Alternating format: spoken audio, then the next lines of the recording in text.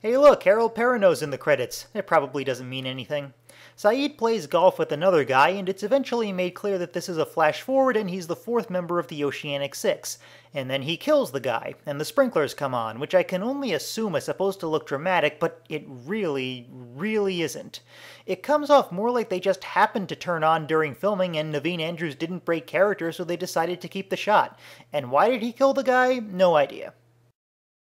Then Sayid in his snazzy Noah Antweiler haircut meets a woman named Elsa in a Eurotrash restaurant. After she talks about working for an economist, he calls someone and says he's made contact. After a while of them sleeping together, Sayid tells her he's really using her to kill her boss, and then she shoots him. So Sayid shoots her back, and he's better at it and kills her. The last scene of the flash forward is the last scene of the episode, so I'll save it for then. Sayid finds a bracelet on Naomi's body signed with the initials RG. Given how much trouble the camera goes to make sure we see this, you'd think this would mean something, but no, it's completely meaningless and we never find out who RG is. Then we get the first of two quite baffling continuity errors with the immediately previous episode. Here's what Sayid said then. There's some minor damage, but the mechanical systems are intact. So it'll fly then. Absolutely. And here's what he says now. Will that helicopter fly? Paparina's dad, Frank, says that with the little fuel the helicopter has, it can only take 3 people, so Sayid makes a deal to be one of them if he can rescue Charlotte from Locke's group. Boy, it's like the raft all over again, except interesting. Sayid brings up the picture of Desmond and Penny that Naomi had, so Juliet goes to the beach to get Desmond. Then he lets Jack know that he's not going on this trip. Yes, just like that, because that's how awesome he is. I'm going to make Locke release Charlotte, and I'm going to do it without any bloodshed. As opposed to the way I'd do it. Yep, I'd say he's got you pegged. Go whine to your dead father about it, why don't you? Locke reaches the spot where he found the cabin, but it's not there, which naturally leads to questions about why he needs to go there anyway. John's looking for somebody to tell him what to do next. Yep, pretty much on the money there. Locke still tries to play it like he has any idea what he's doing, but there's no way we can buy it now. Hurley suggests they let Charlotte go, seeing as the only reason to keep her is to threaten to kill her, and that's not exactly what he had in mind when he chose to go with Locke. We're just trying to come up with some kind of compromise. We're beyond compromise. Well, newsflash, John, that is completely your fault, so you're not exactly in a position to be lecturing anyone. Shut up. Jack tells Kate to go with Sayid and Miles because getting kicked off this one is that much of a symbolic castration to him. And this woman, Charlotte, you don't really care about her, do you? Define care. So much for camaraderie.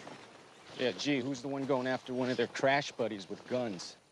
Actually, I do care about Locke. Maybe you can tell me how he managed to split your happy little family in half. See, that's why I love these guys. By only coming into the story now, they have a completely pure view of all the weirdness that's going on, and they're able to call it out. Daniel sets up a weird antenna thing with what is clearly just a camera on top. And then we get continuity error 2. You could maybe fanwink that the first one is just Sayid getting a second opinion, but there's no excusing this. Daniel needs one of the phones for what he's doing, so he uses Frank's. That would be the phone that looked like this in the last episode just a couple hours ago in universe.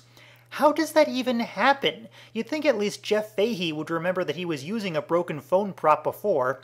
He tells Regina to fire a payload at the thing he just set up, and it's nowhere to be seen when the boat's sensors say it's landed. Sayid's group reaches the village and finds Hurley, who says Locke left him behind after daring to stand up to him. Yeah, I can completely buy that. Then back to Daniel, where the payload finally arrives, and a Back to the Future-style clock comparison reveals that there's about a half-hour time discrepancy between the island and any place that's not the island, I guess. At Ben's house, Sayid is, surprise, surprise, the only useful one as he finds a secret passage behind a bookcase. It leads to a storage room with a bunch of passports, but that's where Locke's group ambushes them, revealing the whole thing with Hurley was a trap. Kate is left alone with Sawyer and says she stayed with Jack because he can get them off the island while Sawyer doesn't want to leave. Sawyer naturally asks how she has any more waiting for her back in civilization than he does, to which she just dodges the question because there is no answer, because these writers don't think that far ahead, so they assume no one else does either. Sayid tells Locke that if he comes back with Charlotte, he can go to the boat and find out who these people really are, so Locke tells him that Ben already has someone on the boat.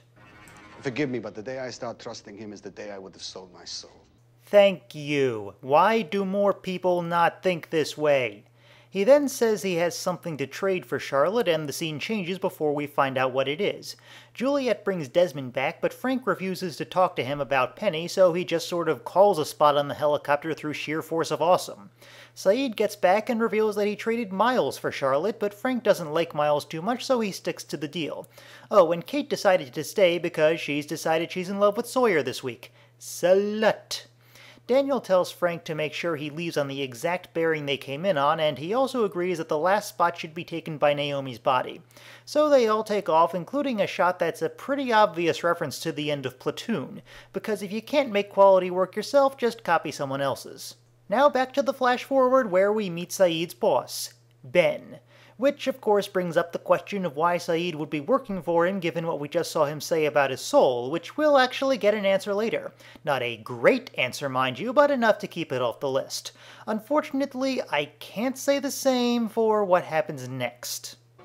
These people don't deserve our sympathies. Need I remind you what they did the last time you thought with your heart instead of your gun?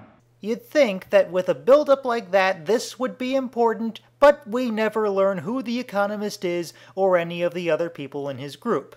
Some fans were even desperate enough to suggest that he was the guy Sayid killed on the golf course, with that scene happening after the rest, but Lindelof and Hughes themselves shot the theory down, not being able to grasp a straw when they saw one.